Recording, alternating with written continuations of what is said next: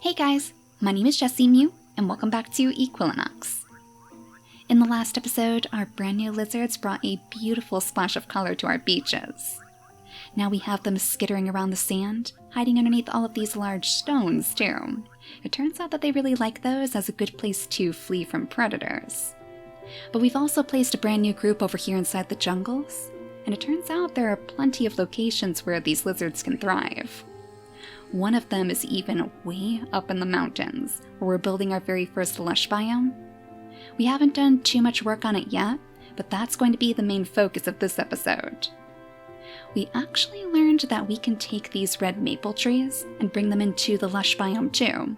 It's one of their very favorite places to live. The only thing is, I'm pretty sure that the red maple hated the rocks. Yet they dislike the large rock species, so we're going to have to make sure that we keep them very far away. I think the red maples were the trees that got super offended by the stones down here with our chickens. So fingers crossed we can find a way to work between them. The lizards will need the rocks in order to have a little place to live, but the trees are going to have to be very far away. So I wanted to make sure that we would have some more plants to work with up here, and I realized that we haven't actually unlocked very many plants for the mountains. So I spent some time growing ferns. Now we have these beautiful things to work with too, and we might as well read about them to make sure that they're in the right location. A small hardy forest plant with large leaves. It lives in forest or woodland biomes and helps to improve the quality of a forest biome. So it sounds like we could actually put these over by our dark woodland corner as well. They don't like the desert though, they don't like the jungle, or the swamp, or the lush biome. So unfortunately we won't be able to use them way up in our new place. But because we've unlocked the ferns, that means we should be done with another task in here, the forest flora and fauna task. This one is going to unlock us the fir tree and the mountaineering task too, and that's what I was really excited about. We've also finished off our catching butterflies task from the previous episode. Basically, our frogs have hunted down enough butterflies for this, so that gives us the pink tree and our very first lush quest right beside it. So there's truly no better time for us to scale these peaks today, and I'm hoping that maybe we could even evolve some of the brand new animals over here too. I know the goats are going to love the snow, and we can get those from the sheep. But let's see what it wants us to do for the tasks first. Oh, it looks like... Oh, of course, this is one of the new tasks, potato, but we have certainly completed that before. Some clever animals are able to dig up root vegetables, spreading extra food over the nearby area. The boars are able to dig up potatoes, so plant some potato plants in an area with boars and watch them dig up and eat the potatoes. Yeah, we've had this one done for a very, very long time now. And I guess this butterfly hunter quest? It looks like that's repeatable too. So every single time our frogs manage to catch 25 butterflies, we'll get a little bit of extra points from them. Now the first thing I want to take a look at is the mountaineering task. Set up a snowy biome in the mountains, evolve some of the snow biome trees and plants, and then create a suitable mountain living area for sheep with a food source. This will allow you to breed a goat. Ooh, and that's going to unlock us the fox too. Oh, one of our very first predators. I mean, I guess you could probably consider the frogs to be predators too, since they do go hopping after our butterflies. But we've never had anything as big as a fox before. So the first place to start is definitely going to be the fir tree that we unlocked. Ooh, and it looks gorgeous too. It has little snowy branches. A coniferous tree that lives in the snow biome. It prefers rocky areas and high altitudes. It can also be grown in barren land, which makes it a good tree for starting the creation of a snow biome. So it sounds like it might actually be a little bit tricky for us to grow these two biomes next to each other. We're just going to have to make sure that the rocks are far, far away from wherever we plant our red maples. So I'd imagine that the like species is definitely going to be the rocks. And it needs to be in a pretty high location too. But this is probably high enough, right? Yeah, the altitude factor is pretty good. As long as we see snow on the peaks, it should be alright. So let's go ahead and start planting down some rocks first. Just a few of the large stones ought to do. We'll place them on the backside though, way over here on the other side of the cliffs. That way our red maples hopefully won't notice. Keep them hidden in the shadow of the mountain perhaps, where their roots won't be able to reach. So what do you say now? Is it looking better over here? Yeah, about a 90% for environment, so let's go ahead and place our very first fir trees right on the top of these peaks. We might as well place a couple of them down. 2 ought to be enough to really help this area spread. Oh my gosh, and the snow is just growing before our very eyes. It's all getting brighter. Excellent. So this place should be good for some little goats pretty soon too. We'll have to set up a good area for sheep, of course, which means we need to make sure they have enough to eat. But the sheep seem to really just enjoy the grass tufts. So let's go ahead and spread a couple of them over here too. Not too close to our lush biome because we don't want it to interfere, but a couple of grass tufts leading up the side of the cliff. That ought to be enough to at least get them started. So the mountaineering task wanted us to find the holly bushes, I believe. So let's go ahead and see how we're going to be able to evolve those. Or if maybe it's already unlocked? No, of course not. Of course it wouldn't be that easy. So we're going to evolve these from the berry bushes that we have over by our deer. And all we need to do is place them in a pretty high altitude. So we have to make sure that our environment is suitable for the berry bushes too. That means we want a forest or a woodland biome. Oh, but they don't like large rocks. Wait a second. Oh, I wonder if maybe we should start setting up a biome over here then, because it might be a little bit easier for us to work with a larger area. That way we could have rocks in one area without affecting everything else. Yeah, let's just start spreading our forest upwards. We could actually pull it straight up from this valley until it touches the snowy top. Wait a second. What kind of trees are these? Are these blue trees? Did I actually miss a mutation? Blue ash trees?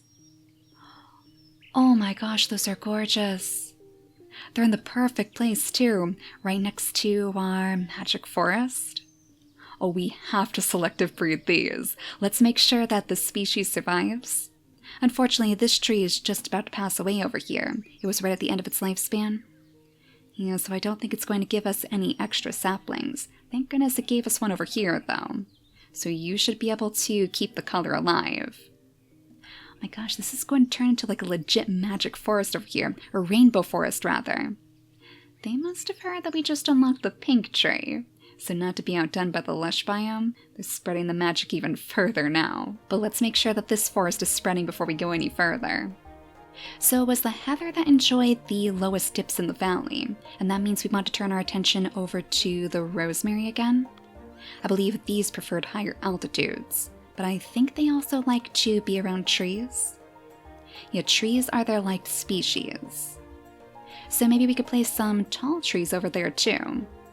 I would imagine that they would do pretty well here. We'll just have to make sure that all of these different species are working together, I guess.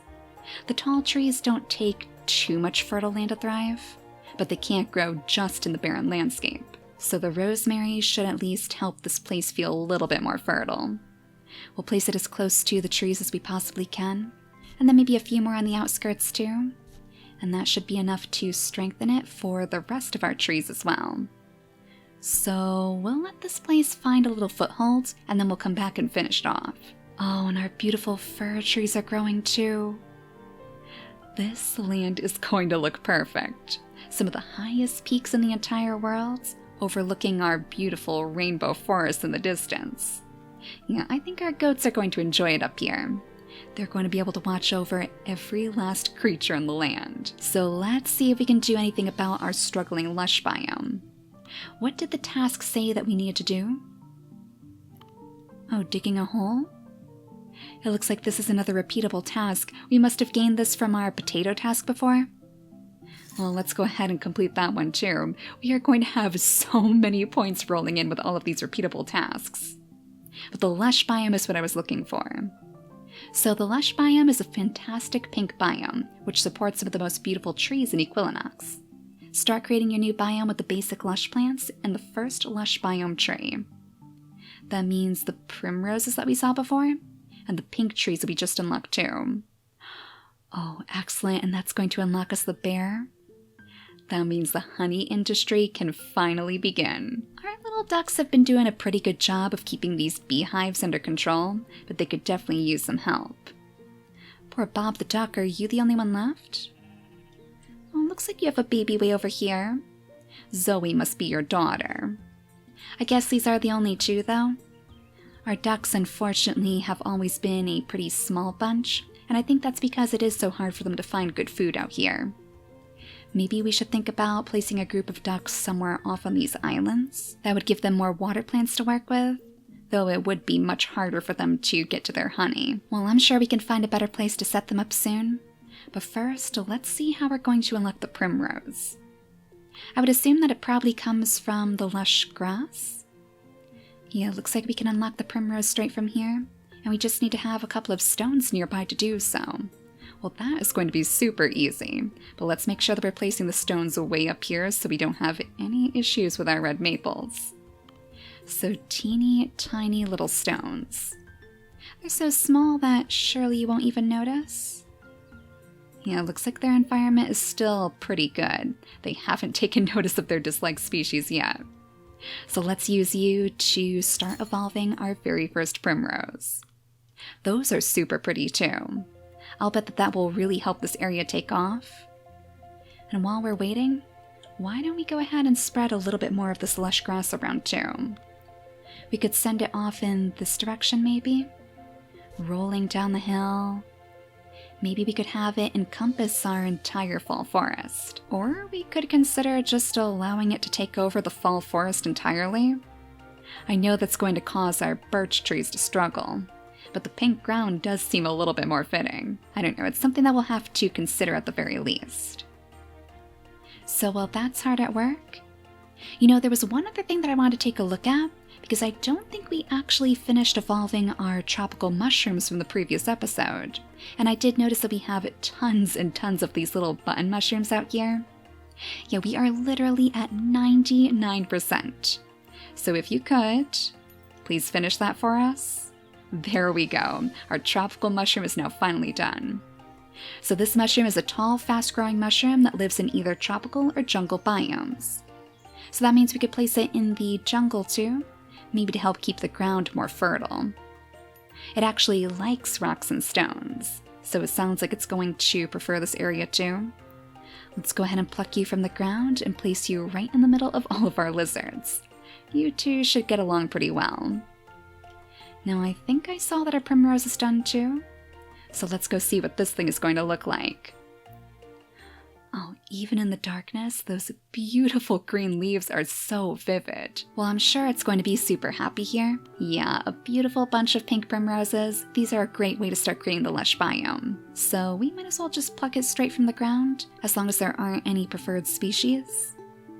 Nope, it just needs to be somewhere around the lush biome. Though it doesn't like being near the snow, so maybe it is a good thing that we started spreading this place a little bit further down. Gotta make sure that you're in a suitable area too. So let's go ahead and place our very first Primrose right in the middle of all of our beautiful grass. Oh my gosh, we can actually use this to grow the bamboo. It needs to be in very low altitudes, near tall mushrooms. Bamboo from primroses? Oh, I can't wait to start growing our first bamboo forest. We could probably just set it up down here in the valley, kind of like our little woodland corner. It'll be a little bit squished, I guess, but in such a secluded location, it's a great spot for the shyest of animals. So the primrose is already spreading, and that means the only other plant that we needed to take a look at was the pink tree, I believe. Yes, this gorgeous thing. So what do you need to survive and thrive? It looks like there aren't any preferred species, so that's a good sign. A cute pink tree that thrives in the lush biome. This fast-growing tree is nothing special, but it helps to spread the lush biome and is used to breed more impressive trees. Alright, so it sounds like we could actually just place this down anywhere. Anywhere where the lush biome is the thickest, and that's definitely right here next to our primroses. Actually, these have really taken off. Clearly the primroses are a little bit more powerful than the grass. So yeah, let's definitely make sure that we're planting a few more of the primroses down here too. Since we are going to need this place for later, will give our lush biome a good fighting chance. You know, I'm almost positive that the primroses were also used to evolve some of the sparrows. I want to say the doves needed them nearby, and if we could just go ahead and snag one of you guys from the sky.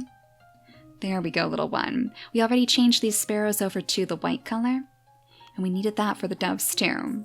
Yeah, nearby species of 3 primroses. So I wonder if we could actually grab one of the sparrows and bring them over here too. As soon as we have some trees for them to work with, of course. And assuming that our pink trees are going to have big enough branches. Well, it doesn't say that it's good for nesting, so that has me a little concerned. I mean, it seems like they're going to be like our oak trees. But maybe they're just going to be a little bit too small? Well, we can evolve the red tree from this. We just have to change it over to the red color, of course, and grow some tall mushrooms nearby.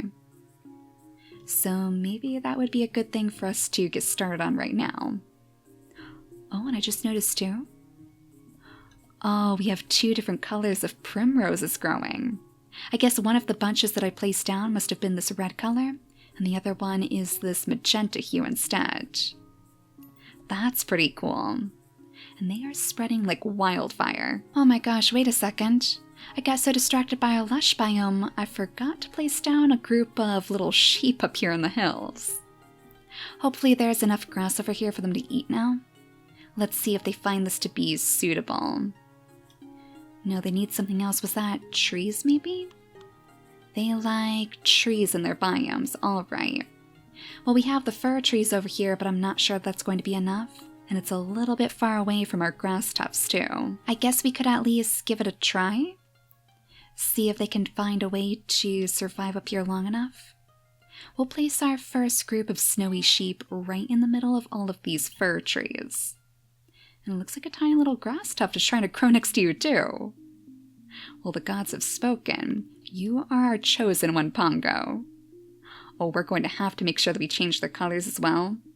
Actually, I wonder if maybe we could change their colors to fit the lush biome. Nice pink cotton candy clouds. Well, we can, but it is going to take a little bit longer before we have enough points to do that. So for now, your only job is to survive long enough to give us our goats in the future. Though, can we evolve them straight away? Oh, interesting. So the holly bushes aren't needed? Something tells me that we will need the holly bushes for the goats, though. I wonder if that's going to be their favorite meal. Yeah, let's go ahead and finish that task before we start evolving the goats. I mean, if it's going to be that easy, we know we could just place another group of sheep down again. Oh, the forest biome is so close to being high enough. But I think it's still just a little bit too short. And I have a feeling that our berry bushes aren't going to enjoy it here just yet. We're at about 50% for the environment, so we're almost there. But yeah, we're still going to need a couple more of these rosemary plants to do the trick. And I just saw that our lush biome task was done too, so that must mean that all of our pink trees have started to spread. So what did we gain from this? The bear, that's right. Oh my gosh, our very first bear species. Well, wait a second, we have to read about the bear first. We don't want to risk missing this one up, aside from the fact that it is very, very expensive. Since he is going to be running the honey industry, we have to make sure that he is very, very happy. So he's a big, scary bear. This large mammal roams the forest in a never-ending quest for honey. The bear has the ability to harvest and eat honey from beehives and is able to withstand a large amount of stinging from the angry bees. The bears are usually passive, but can occasionally get angry and attack other smaller nearby animals. 2,000 defense points. Yeah, I guess you're gonna need that if you are truly going to go after all the honey in the world. This is why you're made for the honey industry, big guy. You are our honey tank. So it prefers the grasslands, the forests, the woodlands, and it eats meat, honey, and fruit bushes too. That means we probably want to place it closer to this area, maybe? Actually, we could just place the bears right here, couldn't we? We might need to add a couple more bees in the process, because I'm not sure if just one hive is going to be enough to keep it happy, especially with all these little ducks waddling around too. Oh my gosh, hopefully it's not going to completely destroy our ducks in the process. We can keep this whole honey thing a friendly competition, right? Well, it says the environment is 100% suitable, so let's go ahead and place down our very first baby bear. Oh my gosh.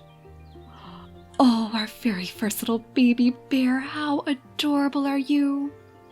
Jazz the baby bear, playing around all by itself, frolicking with the bees. Hey now! Oh my gosh, already chipping away at your health, little one? Well, it looks like it didn't do too much. Oh, I saw it go down that time though. Jeez, good thing you have 2,000 defense points because you are seriously going to need it. Ooh, are you collecting your first little taste of honey? Yes, the first sweet taste, and now you're hooked. Now you know that this honey business is definitely worth it.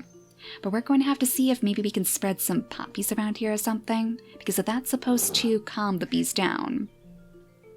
Oh, are you okay, little one? Did you hear that massive roar? I mean, it must be getting pretty angry with all these bee stings.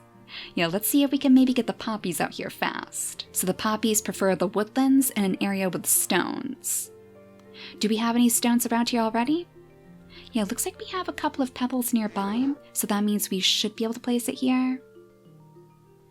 Well, it looks like it's not a very strong environment, but it's going to have to do, I guess. Anything to save our poor little baby bear from getting stung. Gosh, maybe we don't want to place too many more of these bees in here just yet. Not until we can find a way to truly pacify them. Because look at this. The poor thing's health is already down to 94%. It isn't even fully grown yet either. It's barely even at 40%. Gosh, I hope these poppies grow fast. Oh, wait a second. Oh my gosh, do you see that in the distance? It's actually snowing in our little snowy biome now. Oh my goodness, and our family of sheep. You poor things, you have to be starving up here. All the grass is over on this side of the hill, little one. They're frolicking around inside the cliffs, though, with all these stones. You guys clearly have dreams of becoming big, majestic goats. Well, we're still not ready just yet to get the goats involved. But very, very soon, little one. Maybe Prince will even be the father to our very first goats in the hills. Oh, this place is gorgeous, and I love how you can hear the wind blowing now. It must be a strong enough biome that the atmosphere is changing, kind of like our swamps grew all of that fog. Oh, is it starting to wither here? Oh, there it goes. All right. Maybe the smog took a little bit more time to load in. Yeah, I was worried that our swamp was starting to deteriorate or something, but it looks like our warthogs are still as happy as can be. And if the warthogs are happy, then you know the swamp is doing just fine. So we have some pretty fantastic biomes on the move now. I'm really excited about going further into the snowy biome and the lush biome too, of course. But before we end the episode, I want to go back to our bear to see if maybe you're all grown up now. Oh my gosh, he is massive. Jazz, I don't think those bees are going to want to mess with you anymore. And it looks like our poppies have taken root too, so I sure hope that's been enough to sedate them. And our little ducks are still waddling on the shores, so it looks like you haven't gotten your greedy paws on them just yet. But yeah, I wanted to see what sort of different options we would have for the bears. We can actually give them an increased bounce power. Oh my gosh, we could have a bouncy little bear? Pretty sure that's Tigger's job and not Winnie the Pooh's, but we have got to try to increase that trait. And we could even change the color over to beige. Not quite the golden yellow color for Winnie the Pooh, but I guess it'll have to do, and he'll still love honey just as much. So in the next episode, hopefully we can turn our attentions back to the forest over here. In fact, right before we leave, let's see if maybe we can place the berry bushes down now. Will they be strong enough to survive?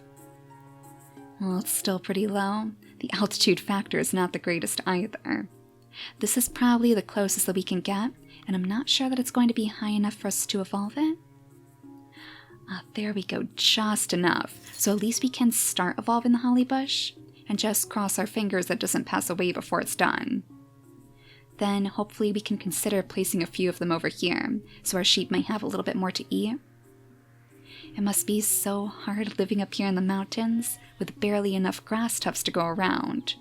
So some nice big holly bushes ought to help fill their bellies. Oh my gosh, are you curling up for a nap? Well, this seems like the perfect place to end it then. So for now, thank you all so much for watching, and I'll see you all next time. Bye guys!